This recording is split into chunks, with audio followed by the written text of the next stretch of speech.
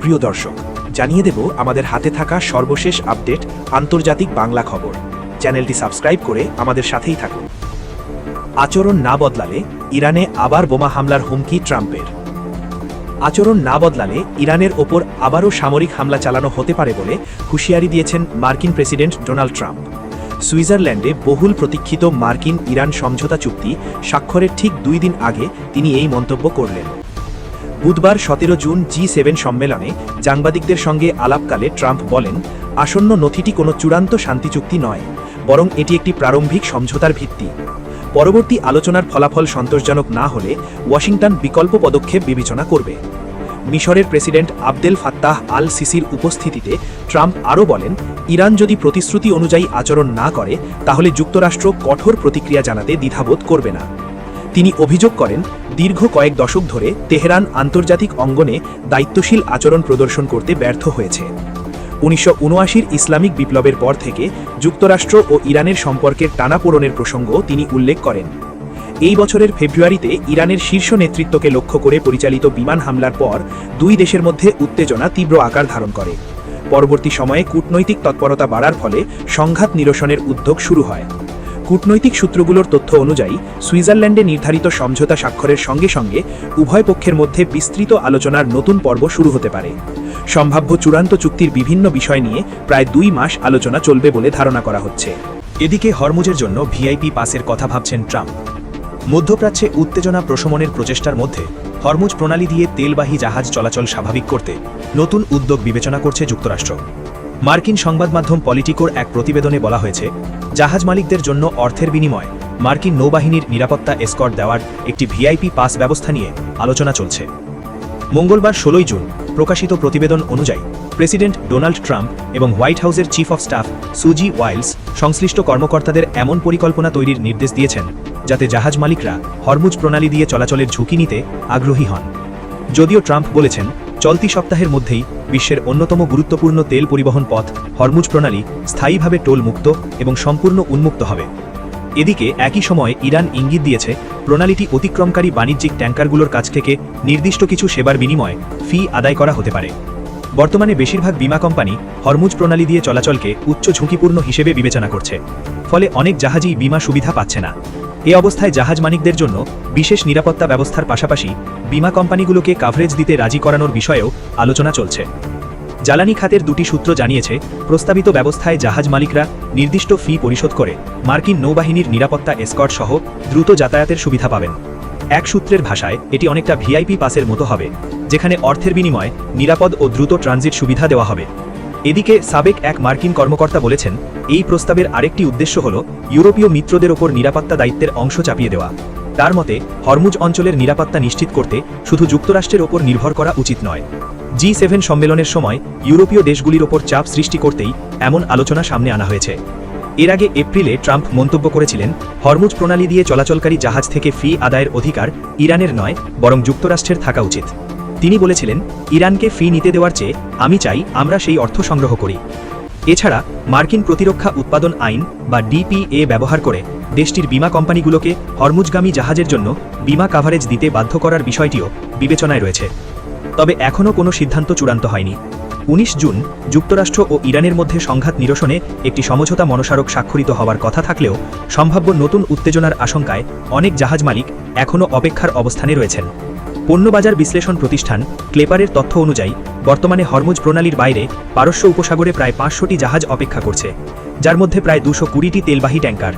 অন্যদিকে যুক্তরাষ্ট্র ইরান শান্তি আলোচনার অগ্রগতির খবরে আন্তর্জাতিক বাজারে অপরিশোধিত তেলের দাম ব্যারেল প্রতি $80 নিচে নেমে এসেছে। তবে যুদ্ধপূর্ব সময়ের তুলনায় দাম এখনও বেশি রয়েছে। হোয়াইট হাউসের মুখপাত্র টেলার রজার্স দাবি করেছেন, ট্রাম্পের উদ্যোগে স্বাক্ষরিত সমঝোতার ফলে হরমুজ প্রণালী পুরোপুরি উন্মুক্ত থাকবে এবং জ্বালানি পরিবহন দ্রুত স্বাভাবিক অবস্থায় ফিরে আসবে।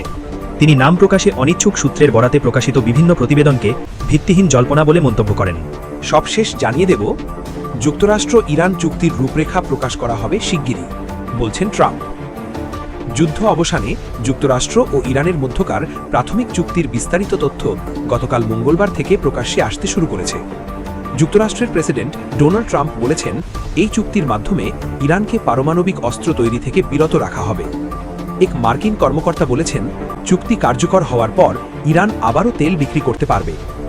চলতি সপ্তাহে স্বাক্ষরিত সমঝোতা স্মারকটি এখনও প্রকাশ করা হয়নি, তবে এর মাধ্যমে এপ্রিল মাসে ঘোষিত নাজুক যুদ্ধবিরতির মেয়াদ আরও 60 দিনের জন্য বাড়ানো হয়েছে, যেন দুই দেশ স্থায়ী একটি শান্তি চুক্তি নিয়ে আলোচনা করতে পারে। প্রাথমিক চুক্তি অনুযায়ী যুক্তরাষ্ট্র ইরানের বন্দরগুলোর ওপর আরোপিত অবরোধ তুলে নেবে। বিনিময়ে ইরান আবার হরমুজ প্রণালী দিয়ে তেলবাহী ট্যাঙ্কার সহ অন্য জাহাজ চলাচল স্বাভাবিক করবে।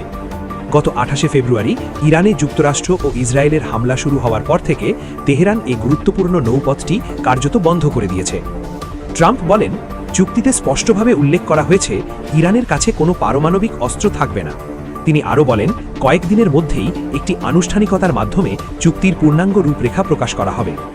ইরান দীর্ঘদিন ধরে বলে আসছে তারা কখনো পারমাণবিক অস্ত্র তৈরি করবে না, শুধু শান্তিপূর্ণ উদ্দেশ্যে তারা তাদের পারমাণবিক কর্মসূচি পরিচালনা করছে।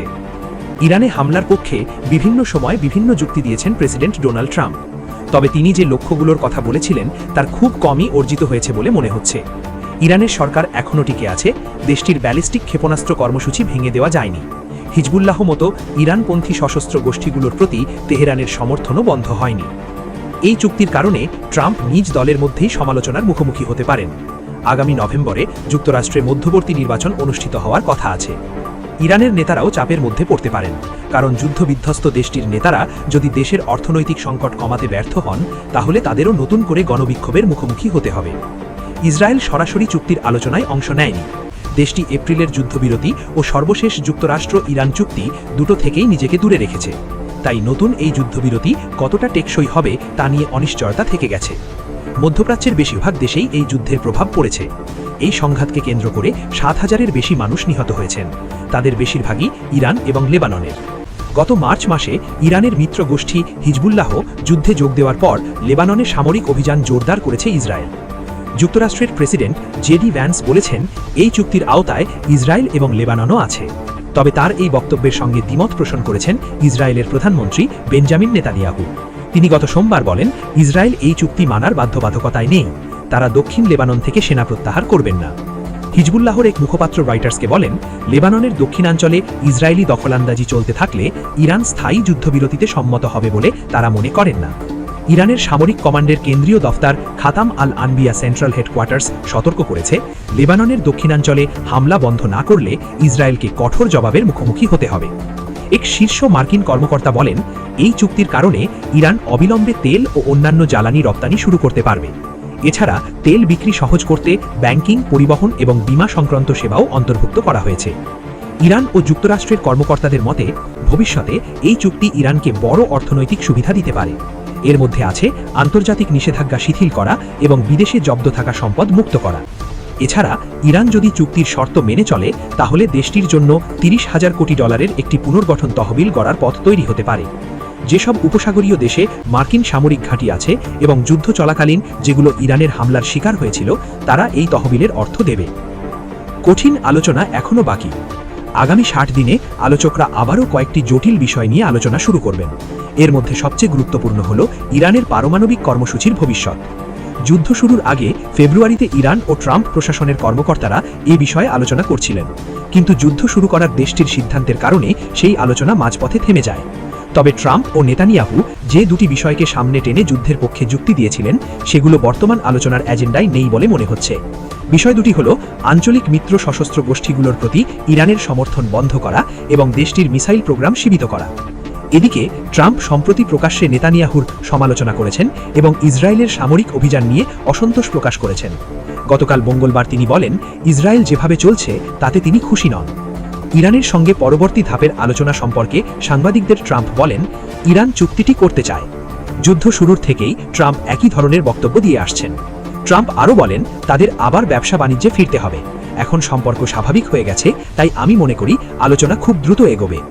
এর আগে ট্রাম্প এই চুক্তিকে ইরানের জন্য পারমাণবিক অস্ত্রের পথে একটি দেওয়াল বলে উল্লেখ করেছিলেন। 2015 সালে যুক্তরাষ্ট্র ও অন্যান্য কয়েকটি দেশের সঙ্গে ইরান একটি চুক্তি স্বাক্ষর করেছিল। এর মাধ্যমে দেশটি ইউরেনিয়াম সমৃদ্ধিকরণ কর্মসূচি উল্লেখযোগ্যভাবে সীমিত করতে রাজি হয়। তবে ট্রাম্প তার প্রথম মেয়াদে একতরফাভাবে যুক্তরাষ্ট্রকে সেই চুক্তি থেকে প্রত্যাহার করে নেন। ফলে ইরান উচ্চমাত্রায় ইউরেনিয়ামের একটি বড় মজুদ গড়ে তোলে, যা ট্রাম্প এখন অপসারণ বা ধ্বংস করতে চান। ফ্রান্সে অনুষ্ঠিত G7 বৈঠকে ট্রাম্প বলেন তিনি ইরান চুক্তিটি পর্যালোচনার জন্য মার্কিন কংগ্রেসে পাঠানোর বিষয়ে একমত, কারণ তার নিজ দলের কিছু রিপাবলিকান আইন প্রণেতা অভিযোগ করেছেন এই বিষয়ে তাদের অন্ধকারে রাখা হয়েছে। কংগ্রেসের অনুমোদন ছাড়াই ইরানে যুদ্ধ শুরু করার কারণে ট্রাম্প সমালোচনার মুখোমুখি আছেন। যুক্তরাষ্ট্রের সাধারণ জনগণের মধ্যেও এই যুদ্ধ খুব একটা গ্রহণযোগ্যতা পায়নি। চুক্তির খবর প্রকাশের পর বিশ্ববাজারে তেলের দাম দ্রুত কমতে শুরু করেছে। সোমবার প্রায় 5% পতনের পর গতকাল আরও 2% বেশি কমে 3 মাসের সর্বনিম্ন পর্যায়ে নেমে এসেছে।